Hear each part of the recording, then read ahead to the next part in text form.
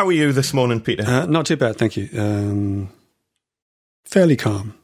It only seems like 24 years ago when, after a very long night, my son was born. And astonishingly, it was 24 years ago. So happy birthday to Jack. Happy birthday. Probably a longer night for my wife than for me, to be honest. Right. The time flies by. It really does. It does. Time just kind of accelerates, especially when you've got kids. It's just crazy how time just starts flicking past at a crazy rate of knots. It's scary. Well, good talk. Yeah, thanks for. If you want to contact us at. Good episode, I thought. Contact at measuringupodcast.com. Yeah, good episode. Should we just go straight to the after show? Yeah, absolutely. Then we can have a real good bitch and a moan. I woke up this morning in quite a good mood. Yeah. And I made a fatal mistake. No, you didn't check your comments, did you? I switched the computer on. I thought, I'll get everything ready because I knew I had the school run to do and I was going to be pushing it a bit for time. And so I thought, right, I'll get everything ready and up and running so I'm kind of ready to press record as soon as I walk back in. Uh-huh. So I switched everything on, got logged on. It's like, I'll just quickly have a look at the comments. Rookie mistake.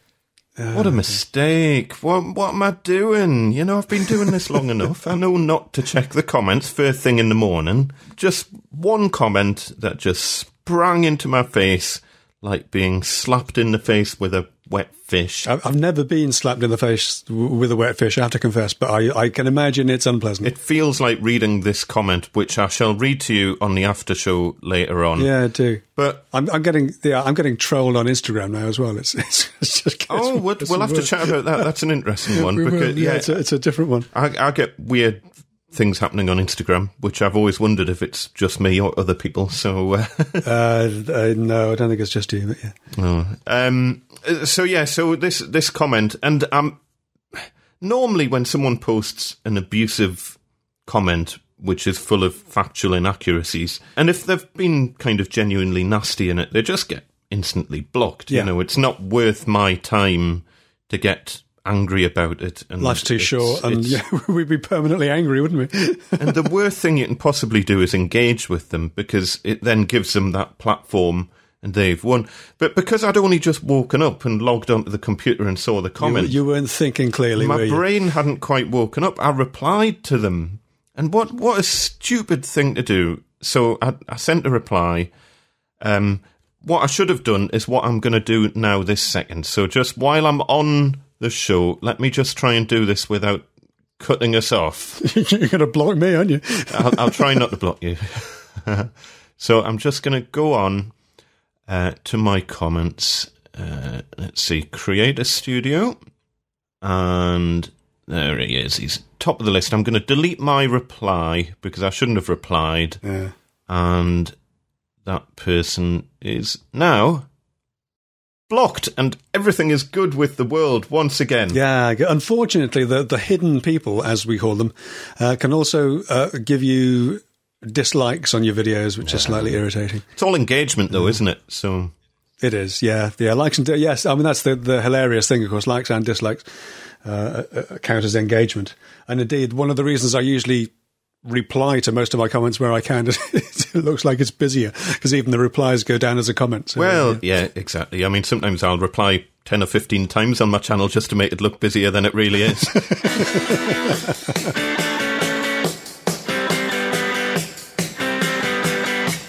Welcome back to the Measuring Up podcast, the UK's first and, as far as we know, only commercial joinery podcast. I'm Andy MacLellan and I run a cabinet making and joinery business up in sunny Newcastle upon Tyne. And I'm Peter Millard, as well as running a virtual 10-minute workshop for YouTube. I also run a small but far from perfectly formed carpentry and cabinet making business in the Gardens plot of West London. Every couple of weeks we get together in our internet cafe to talk about the topics of the day, whatever takes our fancy, or whatever's been suggested by you, our fantastic listeners. But before we get into any of that, Andy Mac, welcome back. How have you been? Well, apart from the comment thing, and everything's now fixed, obviously. Because people who are hidden don't exist. People who are hidden don't have a voice anymore, and when they're nasty to people, they don't deserve to have a voice, so... It is a strange thing. I know we talk about the YouTube comments a lot, but it is an odd thing, isn't it? It's just people just want, people just vent, I think. And it is, and you know what it is. And I sent you a screenshot of a comment that I got yesterday. Yeah. I framed it. And because they'd structured the comment in a way that wasn't nasty, then we've established we got chatting, and they've understood the error of their ways and realised that I was right. And natural order is resumed, obviously. Exactly. But no, in all seriousness, the type of comments where... Again, I've got one of my videos that I put out quite a while ago, which was Joiner versus IKEA one. Suddenly I've started getting a lot of comments on that, so I think that's suddenly doing some sort of thing. I haven't checked the views on it or anything, but YouTube's weird like that. Do you find sometimes out of nowhere you'll suddenly start getting lots of comments on one particular video? Yeah. It's weird. It's like that one is just getting pushed forward in the algorithm. Yeah. It's getting more views, and or even the views don't.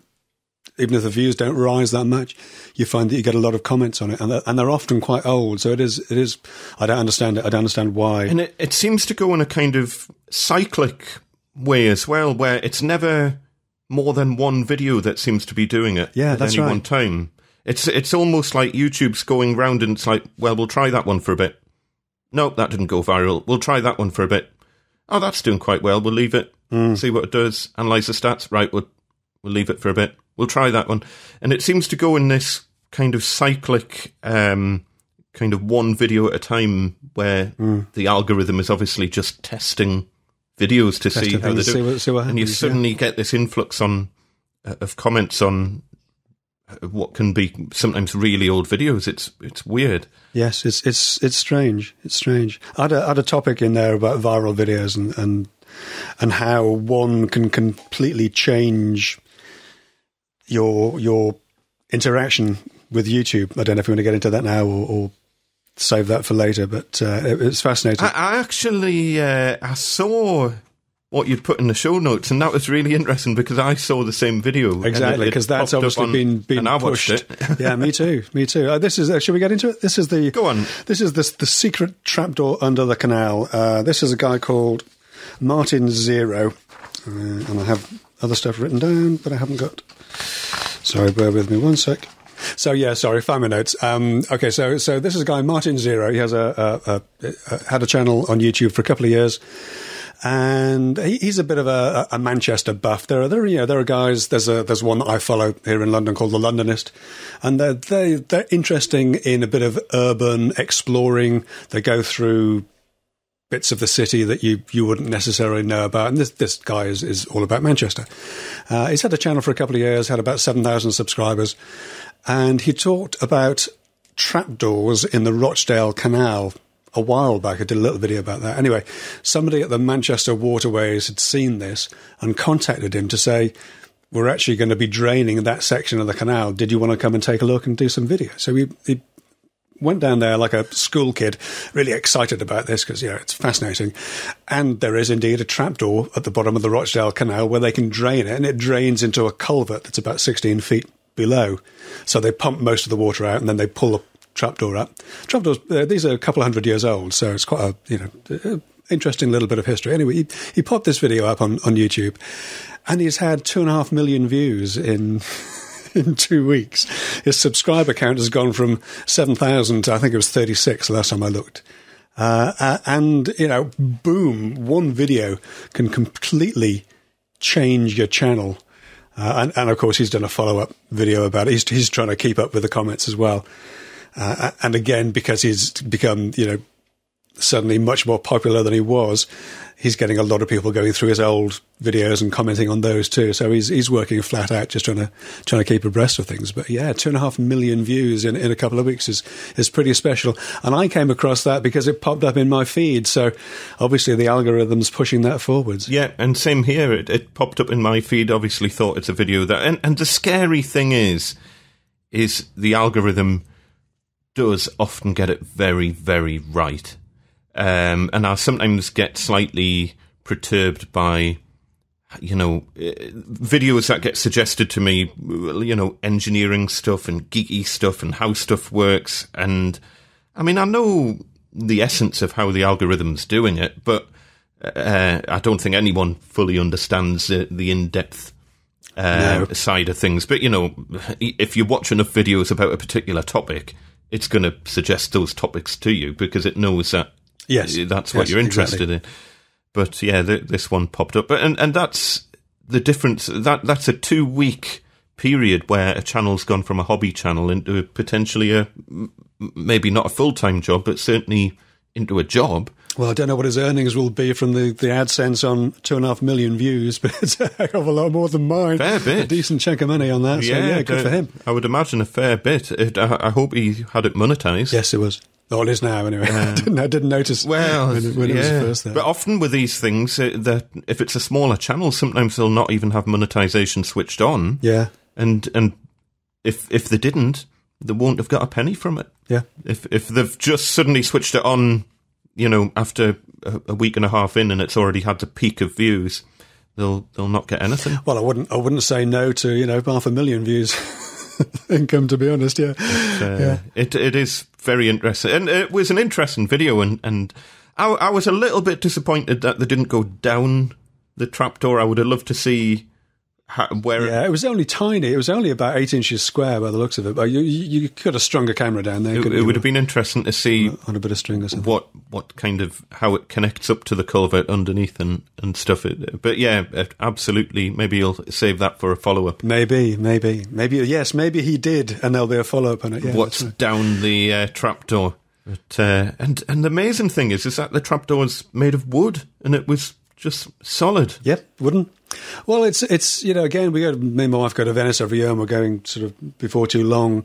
Of course, Venice is entirely built on oak stilts hammered into the silt. Yeah, in the lagoon in Venice, and because there's no oxygen under there, they don't rot the way you would expect wood to rot. So they do need attention over time, but because there's no air down there, there's no oxygen. They last much longer than you might. It's incredible, fascinating, incredible. And of course, with a wooden plug like that, when it gets wet, it would swell. Yeah, so I think that's what they were saying. It would actually seal itself up. It does actually provide a really good seal. I mean, you could tell how much force they had to put into it just to open the thing up. Yes, but yeah, fascinating. So we'll include a link to that in the show notes, and you can get another. Yes, great video. Good, well done to Martin's. Good, a good vid, and good for him. Yeah, we are all just one viral video away from major success. You can get another 2.5 million views from everyone who clicks on it from the show notes. Yeah, exactly. So, what have you been up to? I've been up to. I'm grinding my way slowly. Too slowly, to be honest, through... I'm doing a set of bookcases, and I cocked up my cut list on it, so I got a video about that, about how not to screw up a cut list. So I just didn't think it through fully, and the 3 little bookcases, these are going somewhere fancy where I can't talk about, and they're not difficult to do, but there's lots of... It's a reasonably complicated build because none of the faces quite match up. So there's lots of setbacks and insets. There's a face frame on it also, everything's set back slightly. And then there's quite a deep recess behind the back to fit over a skirting board. So it's a reasonably complicated build. So I'm doing a fairly in-depth how to mark it up and how to not screw up the cutting of the dominoes and all that kind of thing.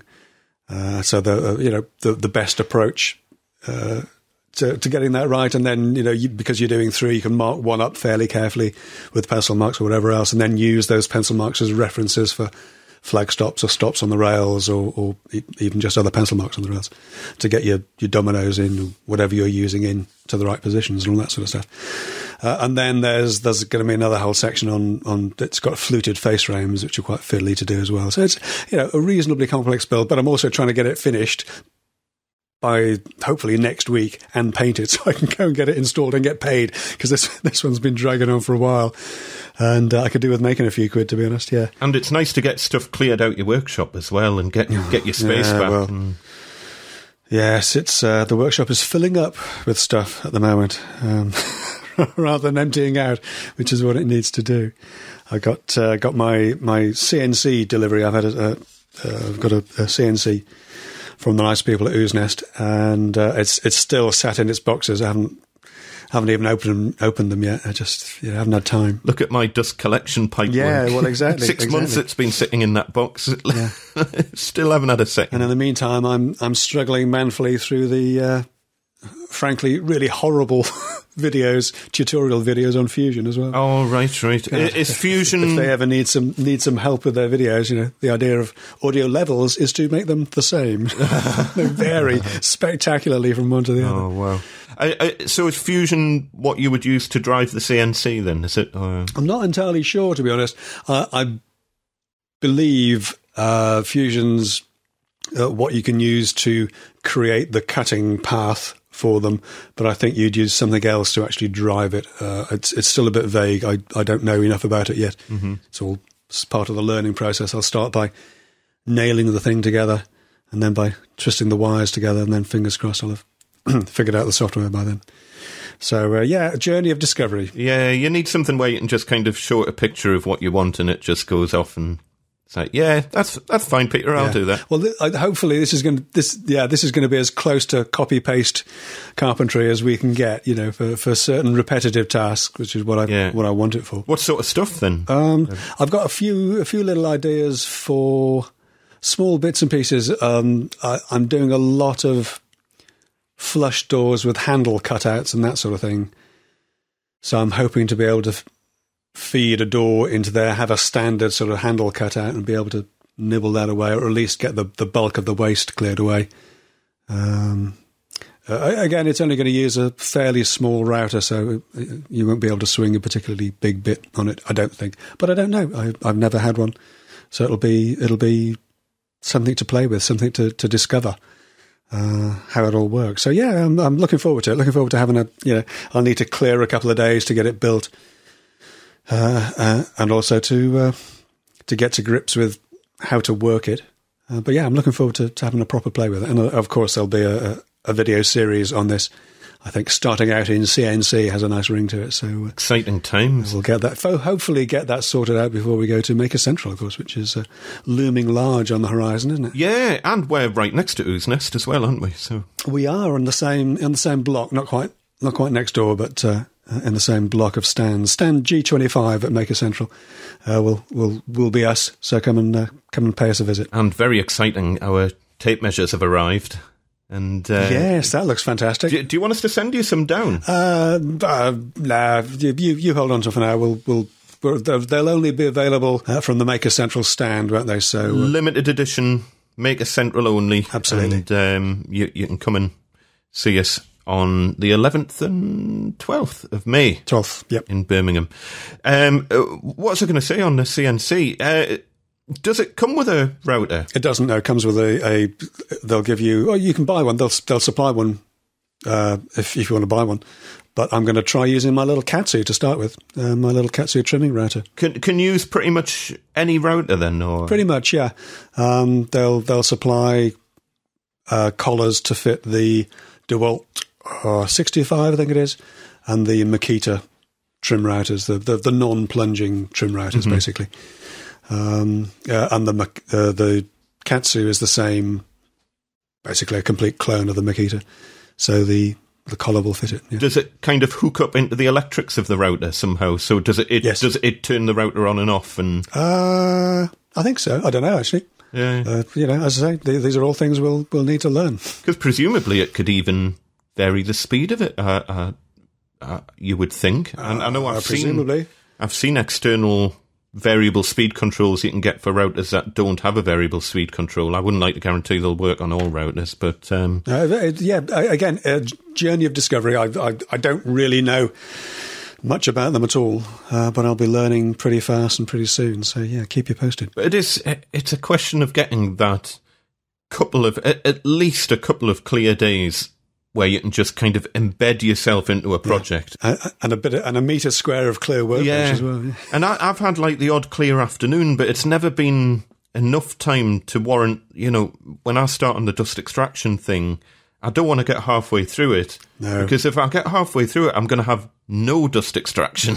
Exactly. And what I need to get myself in a position where I've got a good couple of days at least where I can just kind of, because I know that I'm not going to have everything I need to make this work, so I'm going to be going backwards and forwards to running around to Screwfix or wherever to getting adapters, perhaps even having to order various adapters because obviously nothing's standard in the world of dust collection. No, of course not. And it's just kind of, I don't want to do that right in the middle of a project, but every time a new project comes about, I'm like, I wish I had the dust extraction sorted out, because it's such a haphazard way that I've got things connected up at the minute. It's a pain in the backside, but it's just getting those couple of clear days. Well, as ever, you've got to make them, haven't you? If you wait until you find the time, you'll never do it. So you got to make the time for it, and somehow, somewhere. I need to just block it out in the calendar because otherwise I'll book work in, and I do just need to block it out. I think that's the only sensible way of doing it. Do we have follow-up? I haven't had a chance to look at much of it. We got a little bit, yeah. We got a couple of comments. There was a couple, I don't know if you want to talk about one of them or not, but one of them came in from Martin Parsons, who's at Untested Woodworker on all the social things, and he's asking if we have two separate business accounts for joinery and YouTube income. He goes on to say, I'm assuming about two businesses here, not the 2 or 3 dozen that Andy probably has at this point.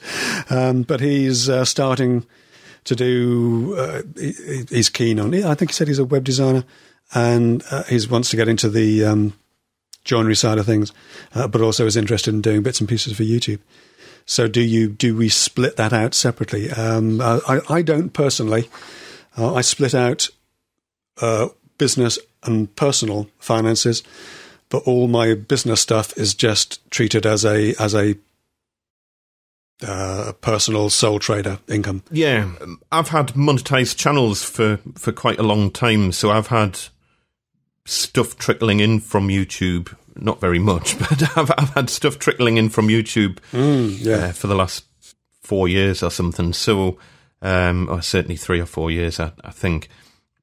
So I've had to sort something out for that, and plus because mine aren't all joinery related, there's no way I could put them as being part of the joinery business. Since yours are all joinery related, I doubt HMRC would particularly care that some of your income is coming from YouTube and some of it, because it is so overlapping anyway. You're buying tools that you use for your business and you use them for YouTube, so it's like it's a tricky one. For me, I have 2 separate businesses. My joinery business is a limited company, and my YouTube is self-employment, and they are 2 distinct, separate legal entities. So, and at some point, and my YouTube side covers all creative work that I do, not just the Gosforth Handyman channel, but anything that comes in. And it's just basically a catching pot for anything creative that I do, whether it's drumming side or anything that's not doing woodwork for customers. Yeah. So it's YouTube income, Patreon income, selling stuff through the Gosforth Handyman website, and anything like that comes under my creative business. And at some point, I'd quite like to do that as a limited company, but the costs of running it as a limited company would barely cover what it makes. Wouldn't warrant it, yeah. So it's a tricky one. I don't particularly want to have to file 2 sets of limited company accounts every year, so I haven't quite decided what to do there. At the minute, I'm just keeping it as limited for the joinery business and self-employed for the YouTube stuff. Well, I wasn't monetizing at all for the first year that I was on YouTube, so effectively I've only been monetizing for a year, and in fact my financial year doesn't end until the end of this month, so I'm not sure how we're going to account for everything in terms of tax, but as far as I'm concerned, I'm lumping it all together under the general sole trader one-man band account. And what difference does it make, really? I mean, accountants love their columns and to separate things out under different headings, but really it all comes out of the same pot as far as I'm concerned. So I don't really think it makes that much difference. It depends. It's an accountant question, and I mean, speaking off the top of my head, you could potentially bring a lot of your creative gear into the business if you haven't done already. For example, and this is just an example, and then they could be depreciated over time as an ongoing business loss and reduce your tax liability potentially. But that's very much speaking as a layman and not as an accountant. Whether or not you could do that in the way you've got things at the minute, bringing camera gear into the business and stuff, you could probably bring a certain amount in and say that you use it for taking to client sites and all of that. I think you could certainly justify a certain amount of it. The videos we do are tutorial videos, so that is absolutely in line with what I'm doing. You know, I'm either making stuff for people or I'm showing people how to make stuff. It's all the same thing as far as I'm concerned. At the point that you put 50 grand's worth of red cameras into the business or something, they might question it. And I'm going for the Black Magic 4K has got my attention actually.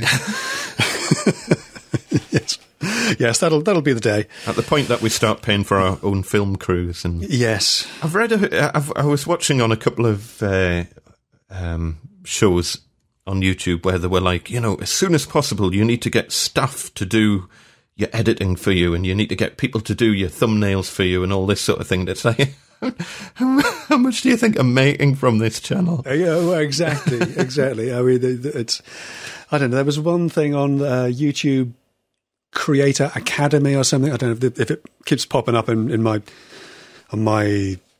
YouTube studio page, and it was anxiety of watching your view count. They were interviewing some YouTube star, never heard of her. She gets an average of 1 million views per video, and she gets really anxious if one doesn't get 750,000. You think, it's just, how many people are actually going to relate to that? Yeah. How many people are going to say, oh yeah, we feel your pain, the struggle is real. Yeah. Well, I heard an interesting statistic the other day that it's something like only 3% of YouTube channels make up like the vast majority of YouTube's advertising income. Yeah, I can believe that. So it's some crazily small amount of channels who are just crazily huge, and then everyone else, 97% of people on YouTube just aren't making any money. They're not making enough certainly to live on, but that makes up the vast majority of the videos on YouTube. But the all of the income is coming from this top 3% tier of your 10, and I'm not even talking about your 1-2 million subscriber channels. I'm talking about 10 plus your PewDiePies, and where they've got, I don't know, what's PewDiePie up to now, 80 million? No, I can't remember. Many more than us. Yeah. Because the algorithm pushes the bigger channels, and the bigger the channel gets, the more the algorithm pushes that channel. And it's kind of this... nothing succeeds like success, hey? Yeah, and it's got, sadly, very little to do with the content of the video, and it's just down to the YouTube algorithm and what it decides it's going to push. And sometimes they're very, very good videos. Sometimes they're cats and cucumbers. We've talked about this before many times. So yeah, interesting comment from Mike there. I thought that was... Yeah, good stuff. A good one to cover off. And one of the other things that is whether or not you should have a separate business bank account for it. And it's something that I'm going to be chatting about over on my small business channel at some point, because it comes up all the time. How can people find that, Andy? I'll include a small business toolbox. I'll include a link in the show notes. Is that smallbusinesstoolbox.com by any chance? It's .uk. UK. And the bank account side of things is an interesting one, because if you're always told you should have a dedicated business bank account, otherwise it's potentially breaching the terms and conditions of your personal bank account. But if you're being paid just by YouTube and Patreon and PayPal and Stripe and Payoneer, essentially you're being paid by other bank accounts. Because you could certainly view PayPal and Payoneer and all that sort of thing as bank accounts. Yeah. How is that any different from just receiving a wage from a company? Funds from somebody, yeah. That's an interesting idea. I actually hadn't thought of that. And I've never known a bank. I'm sure people have had it happen to them where the bank has said, "No, you've got to get a business bank account." But in 20 years, I've always used my personal account, and it's never caused a problem. All right. Not for the joinery business, because that's a legal separate entity, and that has to have its own bank account. Yeah. But for YouTube income and stuff like that, I've just used my personal account. Yes, but yeah. I would love to know people's thoughts on that side of things. Maybe once the channel starts getting huge, fair enough, but it's almost like you're getting a wage from YouTube. How is it any different from getting a wage from any other company that you work for? Even though I don't work for YouTube, but yes. You know what I mean. Well, it's like getting freelance income from somebody, isn't it? It's what? Yeah, exactly. But you don't need to. You shouldn't need to have a business bank account to receive that. If it's personal, I see what you're saying. That's exactly the term I was trying to think of. Freelance. If you're freelance, then. But again, I don't know. I bet there's plenty of freelancers who make enough money that it does justify having a separate bank account and possibly even a separate limited company. But it's an interesting one, and I think we're in this world now where everything is so new. You know, YouTube's only been monetized for the last 6 years in the UK. Probably 6 or 7 years as a platform. I think so. Yeah. I'm not sure off the top of my head, but it's certainly from a UK perspective, 5 or 6 years maybe. So it's all so new, and I think the government and various tax authorities around the world, they just don't know how to handle it.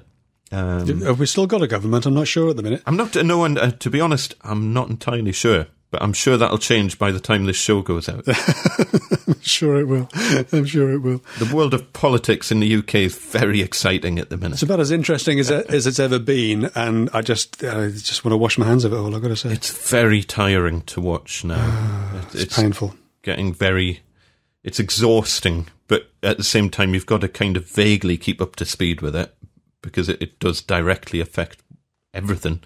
But it's exhausting to watch. Anyway.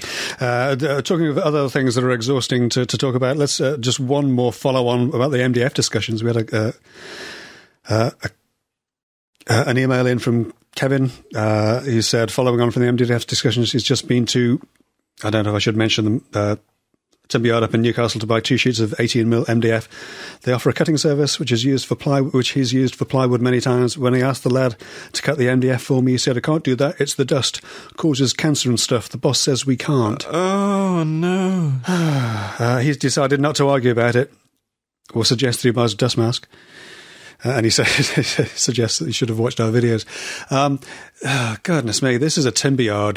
He should know better, for goodness sakes. I know that timber yard well. I haven't been for a while, but I know it. I don't think they don't stock Medite, so it's a non-starter. But when you get that sort of level of misinformation coming from people who use the stuff day in, day out... Yeah, I just despair. I really do. There's not a lot that can be said about it. It's just no. It's there we are. Yeah. Someone's obviously told him that, and I'm assuming it's not. It must be a boss who's put that message across, and it's unfortunately just wrong information. Yeah. But as opposed to plywood, of course, which is made of unicorn tears and honeybees and flowers. Please tell your staff that plywood contains exactly the same chemicals as MDF to bind everything together. So identical binders. And what's slightly worrying is if you're cutting plywood without a dust mask, thinking that everything's dandy, then you're probably doing yourself a lot more damage than just putting a mask on and cutting anything. Should we say it all together? All wood dust is hazardous. Yes. Take the appropriate steps to protect yourself. If you get trouble with your lungs, you can't make them any better. You can only make the best of what you have. You can't get back what you've lost. So, yeah. Oh, that's that's sad, especially for a local supplier as well. As I say, I know them well. They're good for hardwoods and stuff like that. They tend to get quite a lot of nicer wood in stock if you're wanting kind of crazy quantities of oak and stuff like that. But yeah, as I don't think I've ever bought MDF from there, to be honest. Talking of getting back what you've lost, how's your how are your video rendering issues going? We had a question in from Goran. We mentioned Goran, I think, in the first episode. I've actually responded to Goran directly because it was specifically about iMovie versus Final Cut Pro, which is a bit too inside YouTube for this particular podcast. So I've answered that directly myself. But it raised an interesting question about, I don't know, getting too far into one particular platform where you're locked into it. We talked about this a little bit about accounting software and invoicing and that sort of thing. And you're having a few problems with your video editing software at the minute, aren't you? And you've got to... Yeah, I mean, this is... you're coming to the conclusion that you may have to move to something else, which is problematic in all kinds of ways, not just muscle memory and efficiency from your end, but there's the cost and everything else. And of course, the access to your old projects as well. It would be, and access to the old projects is one of the biggest problems. So I could never completely come away from it, because there's always a possibility that I might want to re-edit an old project. And, there's all sorts of reasons why I might want to do that. I mean, the problems that I'm having with Vegas, and it's Vegas, it used to be Sony Vegas, and then it was Magix, and it's one of these companies that's been kind of through the mill of acquisitions and things, and I don't think that's really done things. They're like SketchUp, yeah? Yeah, and it's frustrating because it's an older... Well, it's not an old... It's only one version down from the current version. Right. But once they move on to a new version, all their effort is onto the new version. Of course. And eventually they just stop releasing patches for the older version, even though the older version might still have problems. And I'm certainly not paying for yet another upgrade when the last upgrade that I paid for didn't work. Yeah. And it's only since I moved to that version a year or so ago that I started having problems. Before that, Vegas was absolutely fine. And I only moved to that version because the older version of Vegas that I had didn't like GoPro footage. Oh. It just didn't handle GoPro footage well at all. It would work with anything, but as soon as you put footage in from the GoPro, it just ground to a halt. It just didn't like something about the codecs being used from the GoPro. Upgraded to the new version, that resolved all of the GoPro problems. Apart from its audio. You can't fix GoPro audio, lordy. And the last year has just been a year of crashes constantly, 2 or 3, well, often a lot more than that, maybe 5, 6, 7 crashes per editing session. Yes, I'd have been out of there instantly, I've got to say. I that would just drive me nuts. Yeah, and the trouble is that you get into this loop of support calls being raised, and then you're waiting for them to get back to you, and then you get back to them with information, and then suddenly 6 months have passed. Gee. And in that time, you've made another 100 videos on the platform. This is the thing that I was talking about as well. Obviously, if you're a busy YouTuber doing at least a video a week, maybe more, there's no time to mess about learning something new, really, because you've got so many other things going on. So the platform lock-in is real. It's big style. It's not just muscle memory. It's just that there's the constant and continuous pressure. Which is of our own making. Let's be clear, to continue to produce these videos, and you've got to have the tools to do that. Yeah.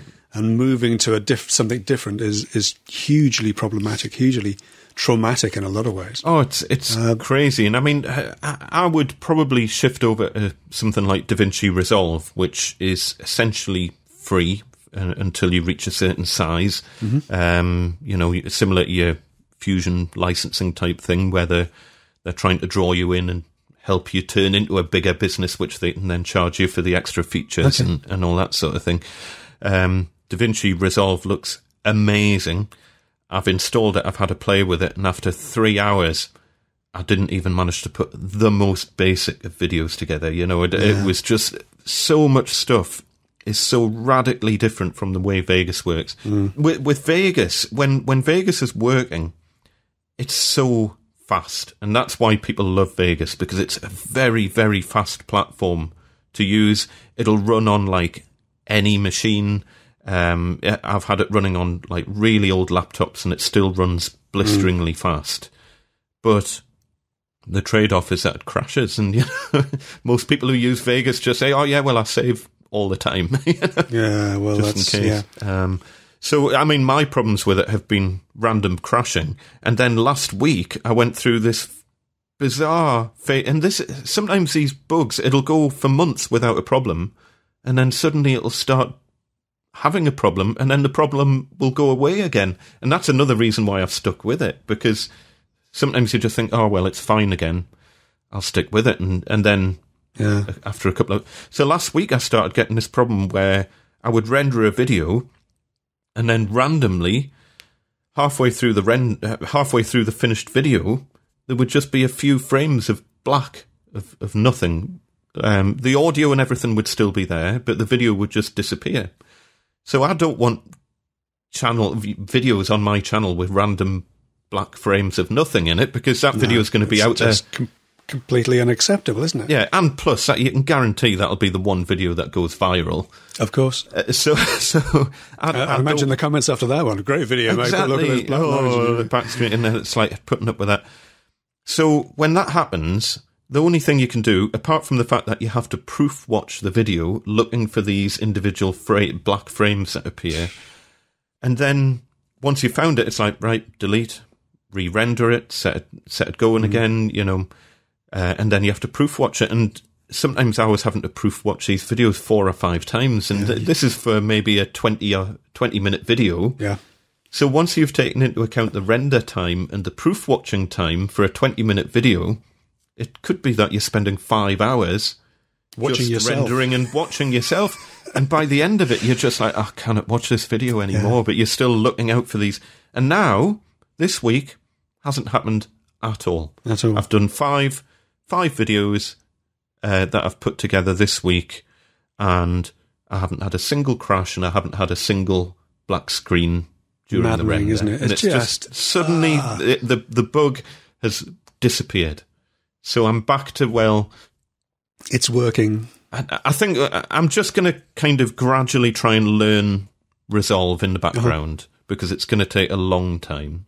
I'm going to gradually start, but I can't just instantly switch over. It would take me 2 weeks to put one video together. Yeah. When you first started talking about this, and you'd be chatting about this on Twitter and Instagram, I had a quick look at Resolve. I had a quick look at Vegas and thought, whoa, that looks like it came out in 1992, the screen grabs that I've seen.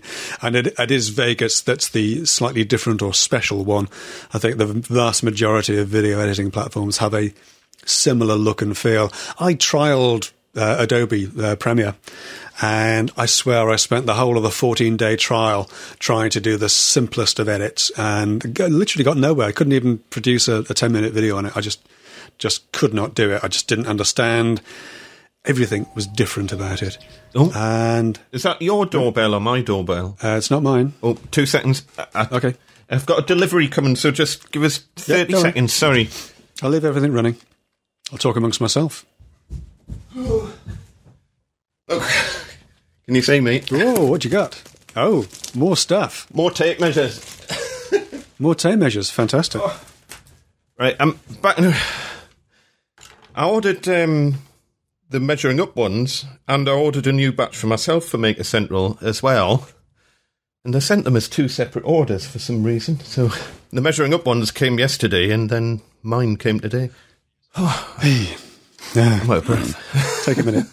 That's right. Sorry about that. Go on. What you were saying? So yeah, I mean, the I've got to say, I'm on the Mac side of things, and all Macs come with iMovie, which is a consumer level. Was originally a consumer level program, but it's actually when Final Cut, which is the pro version of editing of Apple's editing software, came out, the iMovie got the upgrade. Now, Final Cut used to have a light version, and iMovie effectively became Final Cut Lite then. It is restricting, but in 2 years of fairly extended use, I might have had a couple of lockups, but I haven't lost a single edit. I'm just about to do my 300th video next week. I haven't lost a single edit. The idea of losing stuff would just drive me nuts. And it's so... I just couldn't deal with it. It's so hard when you're doing creative stuff as well, because when you're editing a video, you make tiny little tweaks and little creative changes of where scenes cut into each other, and, are you going to crossfade them, or you're just going to have a straight hard cut between scenes, and how are you going to do the audio, and you're making all these tiny little changes.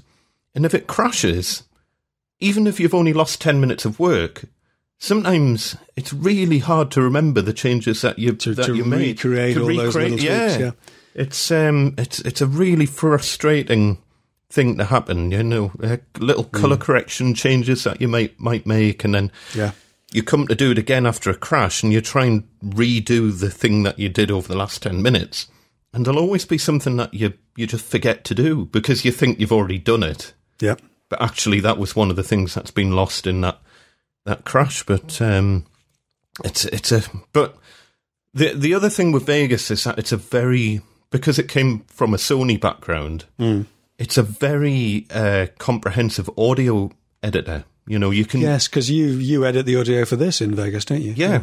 So one of the things that I looked into trying to do on Resolve was like, all I want to do is apply some default EQ and compression and noise gates and various kind of audio processing across the tracks. And I know you can do that in Resolve, and I had to play around with it, but the EQ wouldn't work properly at all.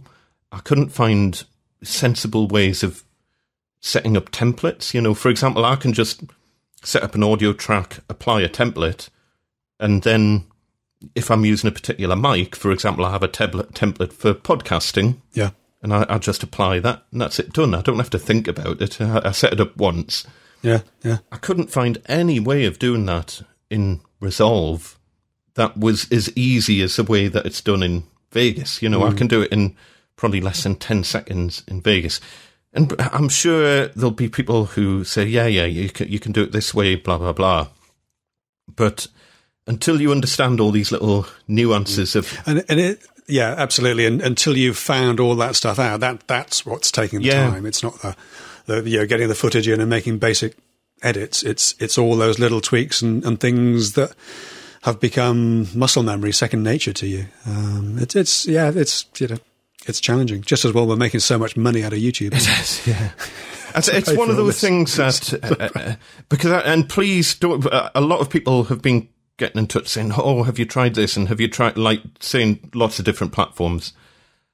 The only platform I will attempt to look at is DaVinci Resolve. So I know that there are other platforms out there that will be very, very good, but about the only thing that I think would I don't want to go down the Adobe route because I hate their licensing model. Yeah. I don't want to be into a cloud licensing model where I can't just make a one-off purchase. I hate the idea of having to pay a constant monthly fee for a piece of software. I just think that's rubbish. Oh, but there are no upgrades. All the upgrades are free, and it's all wonderful, and we all live in a cloud. And no, I hate it. And you can argue that the licensing, the way software is licensed, means that you never actually own it. But I object strenuously. And, it's good business for Adobe, but I object strenuously to paying monthly like that. I completely object to it because it means that if you do decide to change platform, then you're completely stuffed if you ever want to open those projects again, unless you resubscribe to their service. So even if you decided, okay, I'm going to use Adobe, and then you realise in 6 months' time that it just doesn't work out, but now you've got a whole bunch of stuff that's edited in Premiere, the only way you're going to ever be able to edit those again is if you keep that subscription going for a piece of software that you don't even use anymore. Yeah. So that's kind of my main objection to that licensing model is can't change the platform. Yeah, plus the cost, it's not cheap. I think if you wanted to get Premiere alone, I think it's 20 odd quid a month. Yeah. So a year of that's 240 quid. Whereas, Final Cut Pro is not cheap. It's about 300 quid, but it's a one-time purchase, and upgrades available as they become available, basically. And iMovie, of course, has the most expensive dongle in the world in the form of a Mac attached, but it is very, very good. What can I say? There doesn't seem to be anything quite like that on the PC side of things that comes from the PC maker that's as good. Shame. It's quite interesting where a lot of this software is going now in terms of browser-based equivalents. Have you heard of photop.com? Yep. And it is basically Photoshop in a web browser, and it's completely free. Yeah.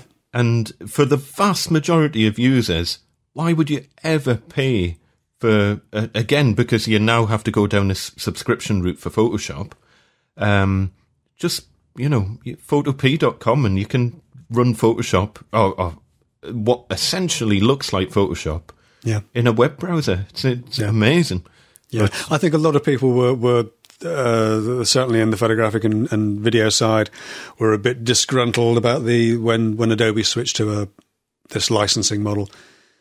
No matter how much Photoshop looks like a fantastic deal, if you're really into your photography at only 10 quid a month. If you want Photoshop and Premiere, then that's 30 quid a month, 30 odd. And you think, well, if you're not making any money out of this, how much do you really want to spend on this stuff? There were certainly a lot of Photoshop image editing type applications came out when Adobe started switching to this monthly licensing model for Photoshop. So I use one of them. I use Pixelmator, which is very good. Yeah. But again, I've still got, I lived in Photoshop for most of my photographic career.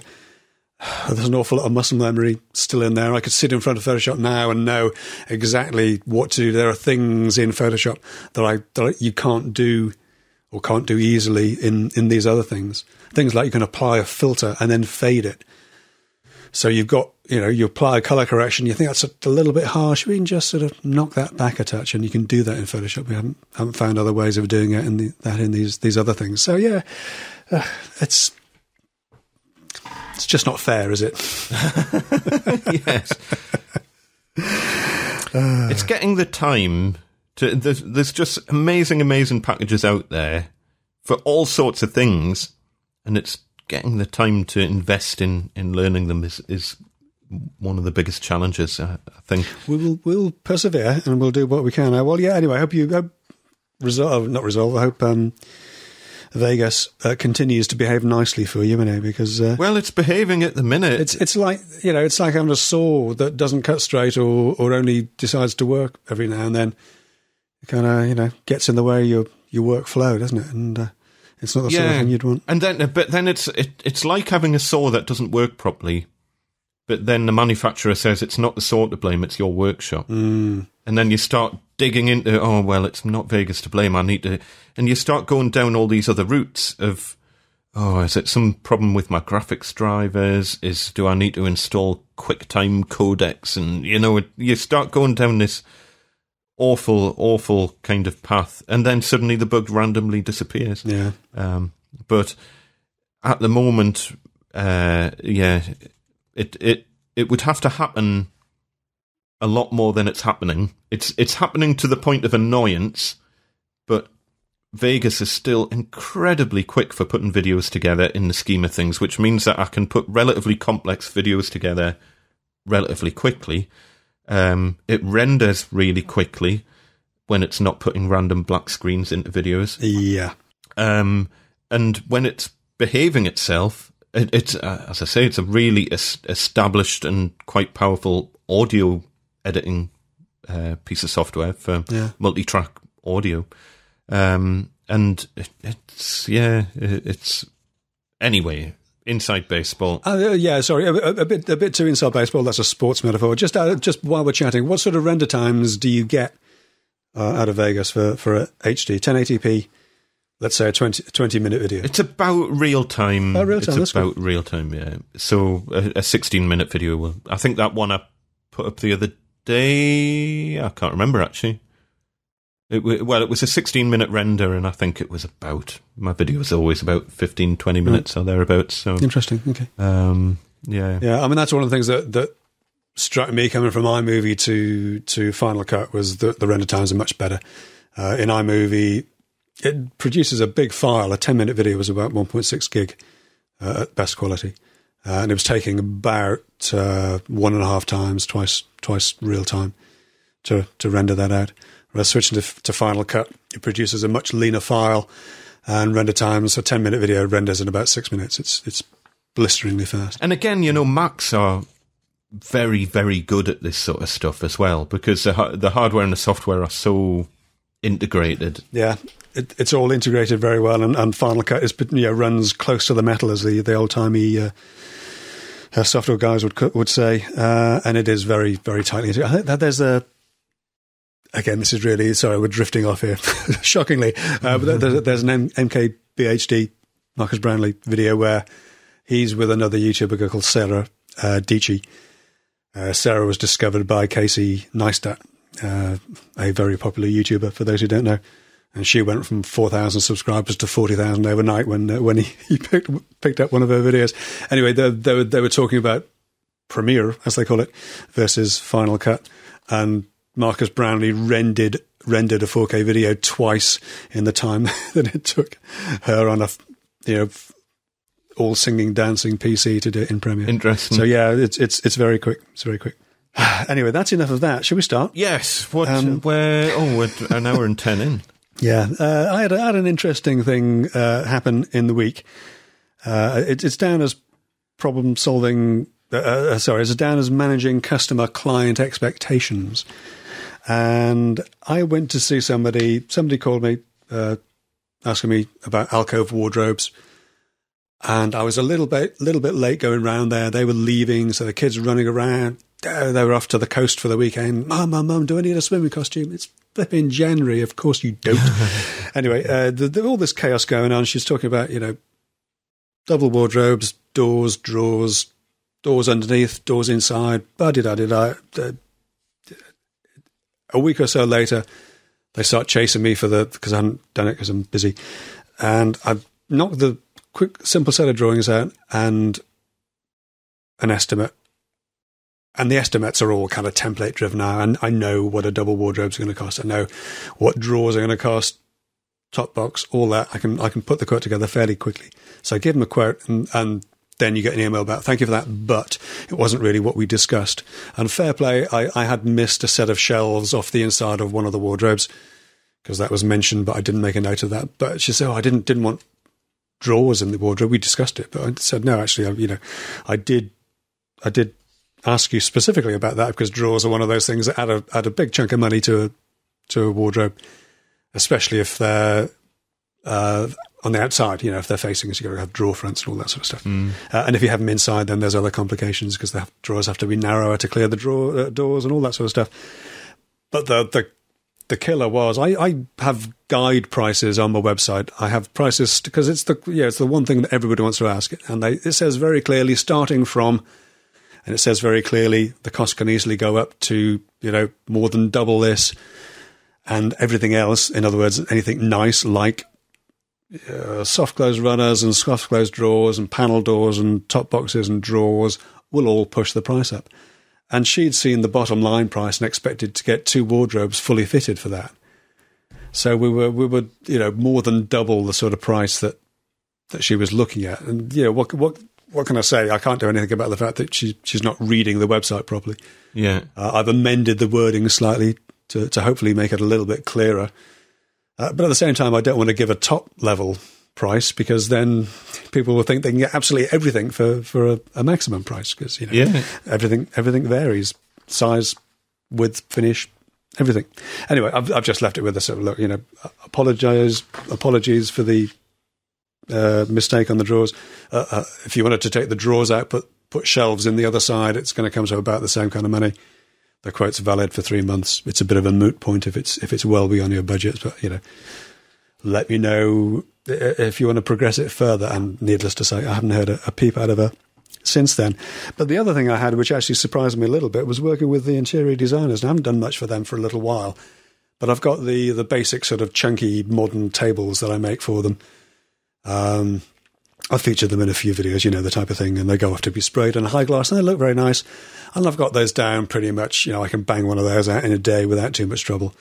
So it's pretty much a day's money plus materials and maybe a little bit extra, because obviously I've got to account for the length of time it took me to learn how to do them in a day. Yeah. But they've asked me to quote on something else, and it reminded me a little bit of your IKEA video where you buy a set of IKEA shelves rather than making them, because the section of that was it 40 mil? They were 40 mil thick. 6 mil, I think. Yeah, 36. Yeah, okay. Well, it's like if you imagine a sort of tea trolley type of thing that people wheel in at hotels, it's a little bit like that, but with 3 tiers, so 3 shelves and just ball feet on them. 35 mil section, square, 35 mil thick shelves. So I look at that and think, well, I made a little cube table that had I think 40 mil section. That was complicated to build and to get a really smooth finish because it's going to be sprayed in a high gloss. Mm-hmm. I quoted that at the previous one. I think it was 350 quid, and I didn't make a penny on it because it took so long to figure out how to put it all together. I quoted a day and a half to make this one, which of course pushes it above the cost of the bigger, chunkier looking table. And I get an email back, we're just trying to understand why is this one more expensive than the bigger table when it's so much smaller? Because it's a one-off. Well, it's a one-off, and there are three shelves in it, so there's 12 joints rather than 4 in the bigger table. Yeah. It's 35 mils square. So how on earth do you get 35 mils square with clean faces for spraying in a high glass when you've got to make it up out of 12 mil or 6 mil capping on the end piece? Whatever it is, they can live with 36 mil. Yeah. And then the cap, you're going to have a join on your capping, and what do you do about that? You're going to mitre all of your capping? No, I'm not going to mitre all of my capping. I'm going to butt joint it together and finish it the same way I usually do, ready for spraying. But it's fiddly, it's finicky. I've quoted it as a day and a half. I know I'd spend more like 3 days on the first one, and if there are more to come, then I'll have figured out how to do it by then. But I just don't know, and I would have hoped that. Being interior designers and having had a bit more experience of these kind of things, they would have realised why it would have cost that much more. But I don't know how you can manage those sort of expectations for people, because it's almost like you've got to be a counter maker or a joiner to understand why, but it's so much thinner, surely it's easier. Well, no, it's not. It's much more complicated to get it that thin and strong and in a good enough finish to be able to spray. So anyway, I've explained it and I've left it with them, and we'll see what happens. But yeah. And one of the frustrating things as well is that if you're a legitimate, established, reputable business, your reputation's on the line with this sort of stuff. You can't just knock it out and make it out of thin ply materials and stuff where it might look good for a couple of weeks, but then joints are going to start opening up and it's going to start bending, and it's just what the best solution is for that job because you've got the experience. Yeah. But there will be kind of your fly-by-night people who will say, I can do it for half that price, and they'll knock up some piece of rubbish, which might look good for a couple of weeks, but then after a while, all these flaws start to appear, and you realise that it's actually not. Well, the reason I got the reason I got the table job in the first place was because they were using some other guy to do it, and he was making like a Polk workbench type top, a thick top, and bolting legs to it, and over time the legs will crack because nobody picks them up and moves them around; they get dragged around. And these things are, they're only joined at the top. So that's the reason they asked me to do it, because over time all the joints were starting to crack. So I make it. If you've seen the videos, go and watch them. Maybe we'll put a link in the show notes to one of them.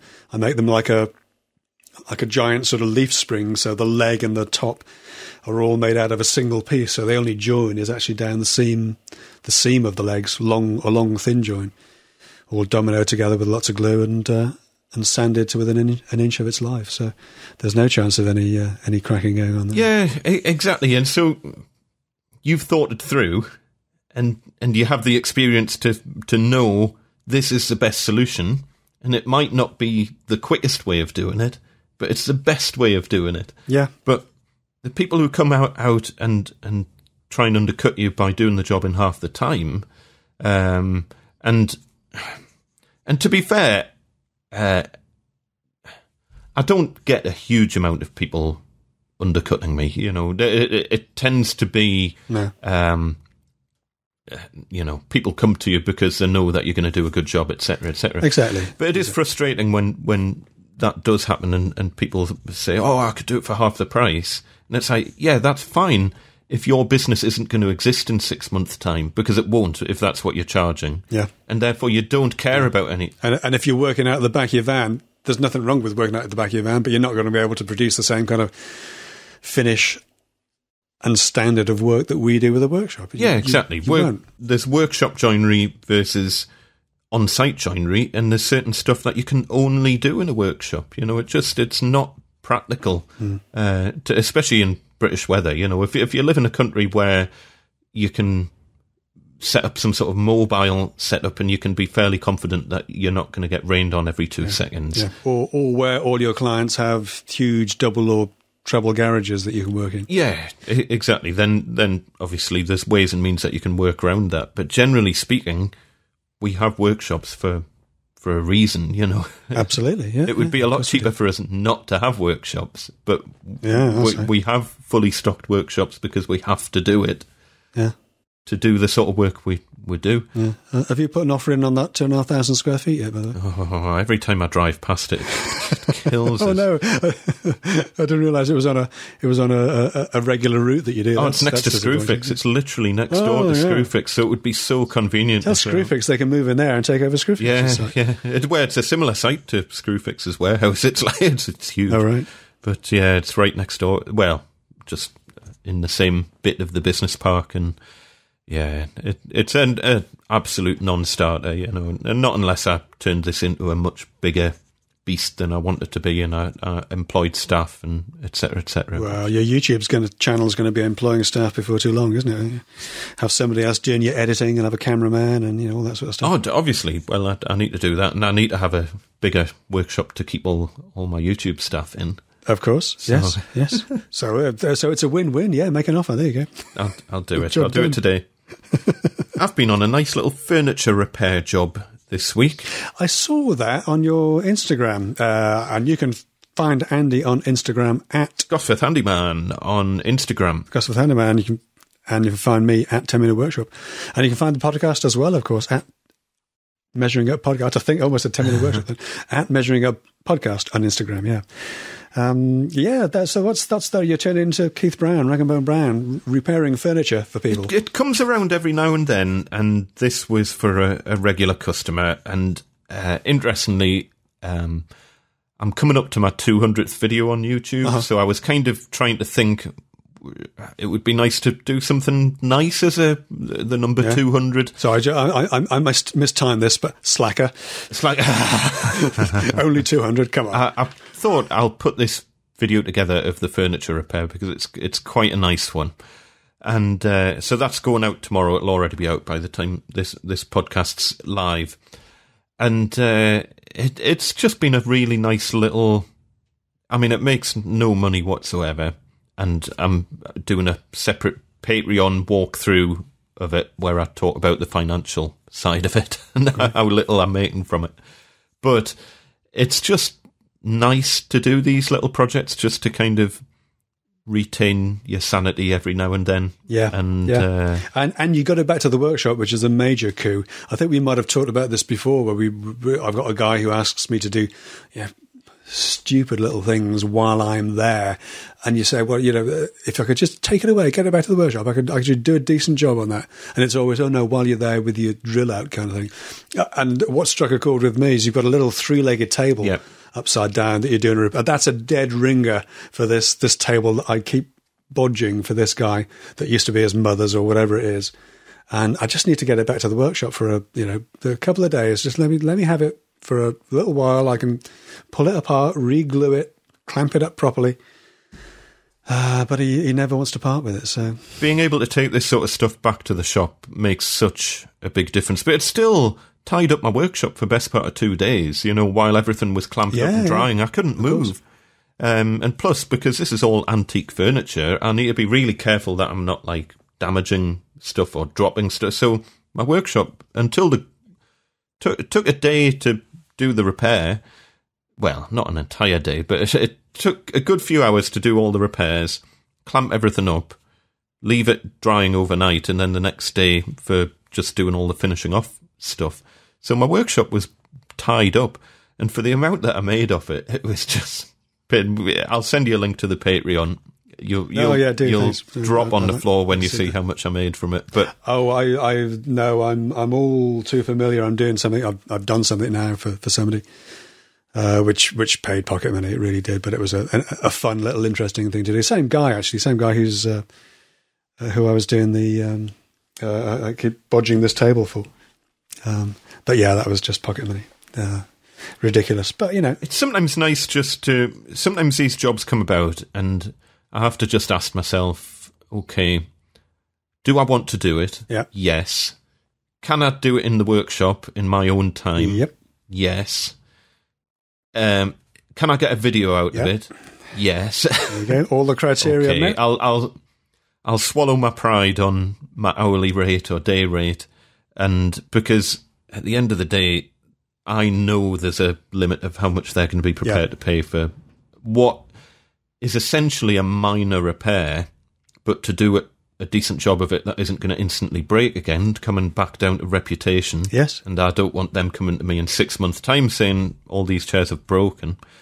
You could just slap a bit PVA on it and shove it back together, and I bet plenty... In fact, it was obvious that had been done many times. But you professional, you got your epoxy out, didn't you? Epoxy, I had hide glue out and everything. A couple of screws through there, it'll be fine, Yeah. I wasn't quite at the point of boiling up pots of glue, but yes. I don't think I'm ever going to be using it anytime soon, I've got to say. Weird stuff. It is very strange. Really sticky, but it does do the job very well, and it has the advantage that you can break the joint apart. It behaves a little bit like glass, it's very, very strong. But if you hit it hard enough... A little bit brittle, It's very brittle. So for furniture joints and things where you might want to take the joint apart to repair it, it works quite well. I think it gets used a lot in musical instruments. And right, should we wrap it up and go on to... do you want to talk about podcasting? Go on, let's squeeze it in. Okay, so Spotify, the streaming music streaming company, has bought podcasting. At least I suspect it seems to think that it has. They bought a company called Gimlet Media in the US for a reported $230 million. And they've also bought a smaller company called Anchor.fm, which is interesting. Gimlet Media came about. In fact, they produce. They're a podcast production company. Basically, they will produce podcasts for other people, and they produce podcasts for themselves. And they came about. Certainly, I came to be aware of them, and I think you did as well, Andy, by a podcast called Startup. And Startup was a really, really interesting podcast, and it was about the startup of Gimlet Media. Literally going... I've been meaning to talk to you about Startup for months and months, because it's so interesting, because the show starts off with this guy basically saying he wants to start a podcasting company, and he needs to get money behind him, VC money and stuff, and you hear his first pitch, and it's just awful, and you feel so sorry for him, and he's just he's never done anything like this before, but he has this dream of setting up a podcast company. He was a National Public Radio guy, wasn't he? I've forgotten the name of This American Life, was it? That's right, yeah. Anyway, it's so interesting because you are following from the very inception of this company starting up. So if you're into your podcast, if you've never listened to this and you're a little bit into the geeky side of podcasts and the business side of things, but it's done in a very easy to listen kind of way. It's extremely listenable, very, very, very well produced. All their podcasts, I've listened to a few of them. A lot of what they do isn't really for me, but they're very slick, very polished production, much like ours, of course. But very obviously, very, very polished. Obviously, guys with a background in radio and recording. Startup Series 1 was a great series. Series 2, they stopped talking about themselves and started looking at other businesses, and I thought that's where I lost interest in it, I've got to say. I was more interested in how... I think it started getting... One of the things that I found a bit frustrating about it is that the episode numbers aren't numbered. Yes. And when you just kind of... It's like, I always know where I'm up to in a podcast just by glancing at the episode numbers, which will not digress into Apple, where they said they were going to ban episode numbers on podcasts, but we'll just brush over that one. But I found it quite tricky to work out where I was up to in it, because sometimes it's just running and it's I'm up to episode 23, and then but the way that they've got the shows titled I thought was a bit odd.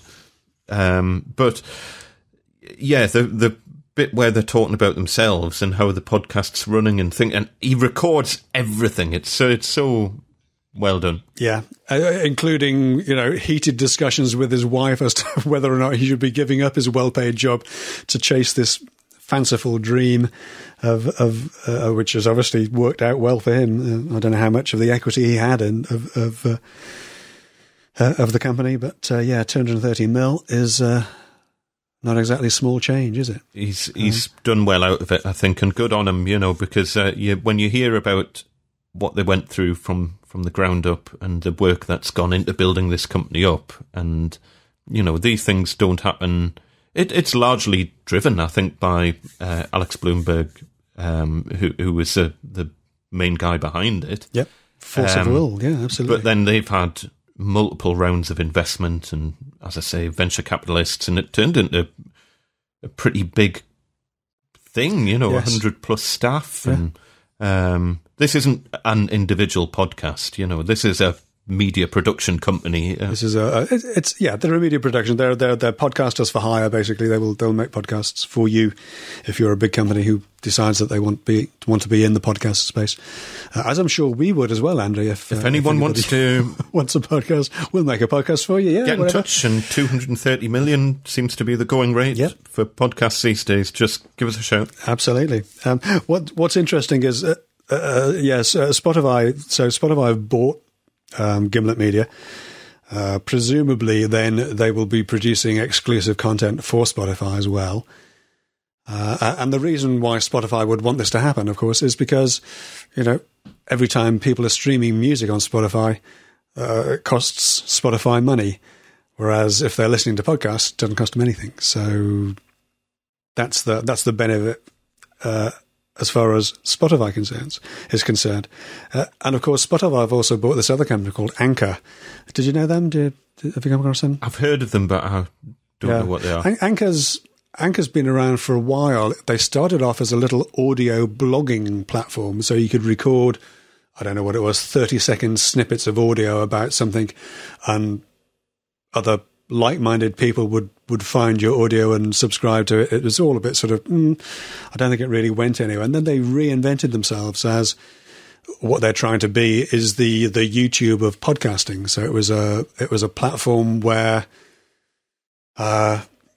you could go and record a podcast or have a podcast already recorded and distribute it, and they'd handle all the distribution for you to all the usual suspects. But what they do is, like YouTube, they insert adverts into your podcasts at what you hope are reasonable places. I don't know if I've never used it. I don't know if you have any control over where the adverts come in. But like YouTube, they give you a little tiny slice of the advertising income from it, depending on how popular your podcast is. And I think that's going to be interesting with the Spotify tie-in, as to how because now they've got somebody who can a bespoke media company that will make podcasts for you, and they've got a platform where they can, as well as Spotify, they've got a platform where they can push and advertise those podcasts as well. So it'll be, if they start to get a lock on those, we could get to the situation where you have to be on Spotify or Anchor in order to get your podcasts listened to. I thought the quote from Spotify when they first announced this was just priceless. It was, what was it? They wanted to democratize podcasting. Well, podcasting is actually pretty democratic already. You know, two people can get together, or not even together, over the magic of the internet with their phones and record a podcast and do whatever they need to do and put it out there. That's pretty democratic. Maybe you'll get listeners if you do that, and maybe you don't. But that's democracy in action. We don't need somebody to come in waving what they say they're putting $500 million into the podcasting space, Spotify. So, you know, you don't actually need somebody waving that kind of money around to make anything democratic. Yeah. The whole beauty of podcasts is that anyone can do it very cheaply. Absolutely. As we've discovered. Yeah. As we know. And the big thing is because podcasts don't need the crazy amount of bandwidth that video needs. And that's why you don't need a big platform like YouTube to distribute your content, because podcasts use a fraction of the amount of internet bandwidth that video uses. So it's a much, much easier format to get out there without having crazily high running costs, you know, where the reason that there's no serious competitor to YouTube is because they're the only ones who can afford to put together a global infrastructure for distributing the quantity of data that you're talking about with YouTube. Just cannot begin to imagine how much server space YouTube uses. It's crazy, and they put it out for free. You know, I can use YouTube if I wanted as a completely free video hosting platform for, as far as I'm aware, for an unlimited quantity of video. Do you realise how much that would cost if I wanted to hire server space and data center space and pay for bandwidth to host video myself? If I pre-YouTube, it would be a fascinating exercise. Oh, it would be staggering. I could work out the numbers because that is what I used to do for my job. Just to see what Amazon Web Services would to see what they would charge for that. Yeah, relatively easy to calculate, you know, and the numbers are out there, and to host a single video. And you would be paying for every time someone watched that video, because you would be getting the bandwidth charges coming back to you. So for a single popular video, you would be looking at thousands in hosting fees. If you managed to get if you were lucky enough or unlucky enough to get a viral video, you would be... Well, Martin Zero's 2.5 million views in 2 weeks, you know. Maybe work it out based on that. That would cost. That would be an interesting one. It's a bit off topic for my channel, but I could potentially do that because I can dig into some of my old data center costs and all that sort of thing from back in the day. And, you know, if you want to hire some server space in a data center and pay for the bandwidth yourself, what would the costs be? It would be staggering. Well, that would be interesting, actually. I think that as you say, a little bit inside baseball. A little bit, there's the show title, Inside Baseball. But it would be interesting for anybody who's interested in YouTube and who's interested in doing YouTube to work out what it would actually cost. Whenever I put anything out on my channel that's in the slightest way off topic, it just bombs.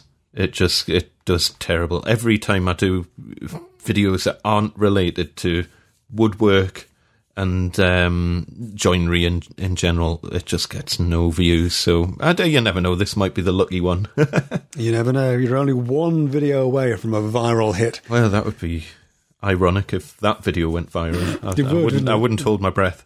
But yeah, if you've noticed about the Gimlet Media story, and if you look at Alex with envy at the amount that he's potentially, and we don't know exactly how much he's personally made from this deal. No, if he's gone through many rounds of finance, every round of finance will have taken a slice of the equity of the company. But I imagine he has some left. So even if he only has 5% left, he's still pocketed 12 mil, hasn't he? Yeah, more or less. He'll have done.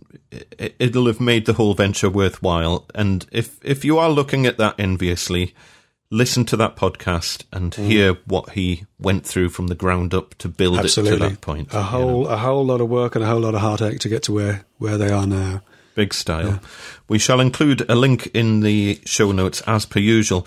A little update on show notes as well. We always do our Patreon shout outs, but we've run out of it's been causing a bit of a problem with the show notes, in that the show notes haven't been synchronizing properly because we've had so many Patreon people listed in the show notes. So what we've done is they are all now on a page on the website, and we've just put a link in the show notes to that page on the website.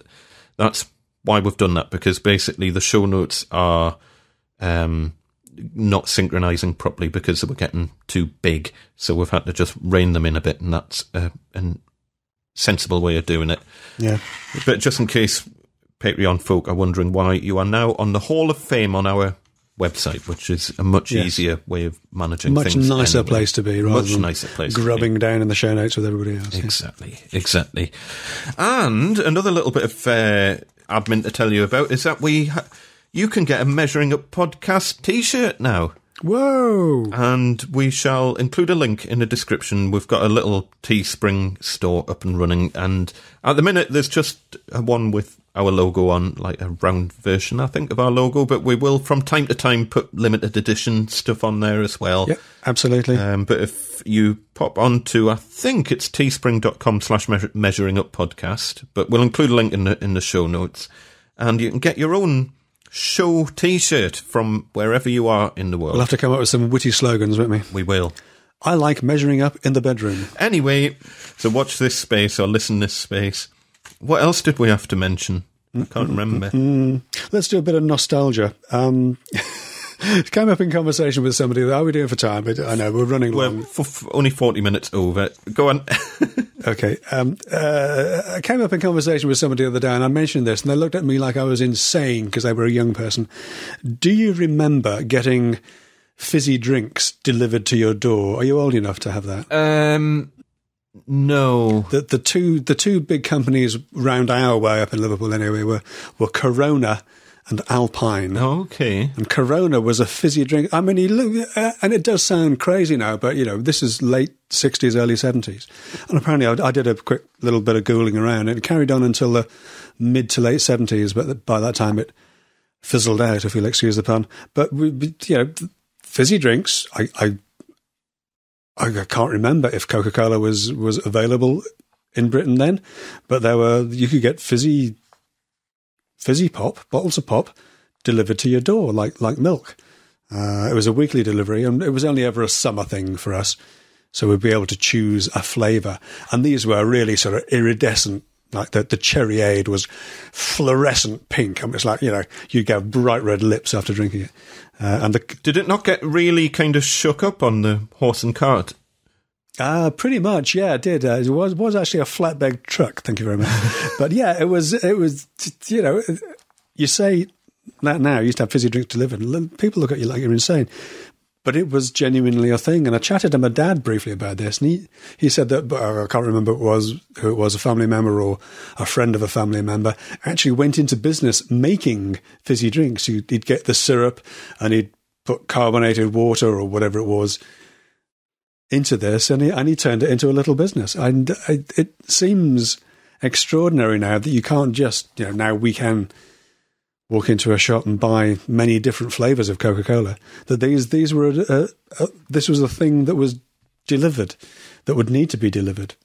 Very, very odd. That's funny. I remember when you used to get the deposit on bottles, and they were all bar Yeah, soft you get drinks money on the and- bottle back. Yeah, money Yeah, back on I the remember that, but I don't think I remember getting them delivered. But yeah, it's funny. But I think I was reading, I don't know if it was in one of Richard Branson's autobiographies, but it was about when he set up Virgin Cola. Oh, yeah. Back in the day. Do you remember Virgin Cola? Yeah. Not for long, but yeah. And he was just basically saying, at the time it was a license to print money because it's one of the highest profit margin industries on the planet. Sugar water. He couldn't compete with Pepsi and Coke, and that went by the wayside, I think. But yeah, it is basically just water with flavouring, and you could charge at the time making quite a lot of money for the company, I think. But I think they were trying to grow it into a bigger thing, and it didn't work out. If only he'd had an airline or a railway that he could actually, serve it on. That would have made all the difference, I think. Yeah, I guess. Just ship it around in his own planes. Interesting autobiography, that, if you ever get the chance. I haven't read it, no. Losing My Virginity. Or is it Finding My Virginity? Hold on. Which is the first one? The first one is Losing My Virginity is the first one he did. And then I think Finding My Virginity is the latest one he did, which I haven't read yet. But it's a very fascinating read about his battles with British Airways and when Virgin Atlantic was getting set up and everything. And it's so interesting. Yes. Oh, no, okay. Yeah, I forgot about that. Okay, well, I'll add that to my reading list for my Kindle. Very interesting autobiography. But it tends to, the BA side of things, the whole book ends up kind of becoming about that, which it is very interesting, but obviously I think he wasn't the happiest of people at the end of that story. No, perhaps not. Should we do some shout-outs? I'd just like to thank all of our Patreon pals, and I will start with Douglas Deal, Thistledew, Brendan from the Shades Workshop, Tim Bowers, Nick Fajardo, Adrian Millington, Chris Davidson, Paul Gardner, Eddie Carroll, James Hewitt, Carl Pountney from the Strawbite Workshop, Steve Avery, Peter Tone, Owen Bullock, Tony Cornell, Adam Padley, Chris Mark Duthie, Max Weitz, Mark Duff, and Ben Harker. And a massive thank you to Harry Capper, John T. Lynch, Duncan, Chris Stokesmore, Ben Campbell at the Colonel Collective, Jason Williams, Wilson Chan, Kevin Steer, Dominic Kajinson, Andy Farmer, Randall Davis, David Chisnell, Kevin Miller, Piece of Timber, Andrew Marnell, James's Man Cave, Graham Bailey, Mike Broom, Rakesh Patel, Paul Cunningham, and James Ian Wilson. If you want to contact us, one of the best ways to do that is by email, contact@measuringuppodcast.com, or you can post feedback to us at measuringuppc on Twitter or at measuringuppodcast on Instagram. And you can get in touch with us. And where can we find your channel, Peter? I am 10 Minute Workshop on the YouTubes. 10minuteworkshop.tv will take you straight there. And I'm 10 Minute Workshop on all the social things apart from Twitter, where I'm at 10 Minute Shop. And you can find me, Gosforth Handyman, on YouTube, Gosforth Handyman on Instagram, and Gosforth Andy on Twitter. So please do get in touch. We love reading all of your comments. Music is Silver by Riot. Thank you once again for listening to the show. Thanks for all your awesome 5-star reviews on iTunes. Keep them coming. The more we get on there, the more the show gets out there. Share the show around with your friends and tell everyone about it. Get yourself onto Facebook and Twitter and everyone, and spread the word. That would be fantastic. And, of course, we've now got an RSS feed for the podcast as well, which, if you follow us on Patreon and you listen to the after show, you can now, or you should be able to listen it in your podcast player of choice. You should have been sent an secret RSS link that you can put into your podcast player.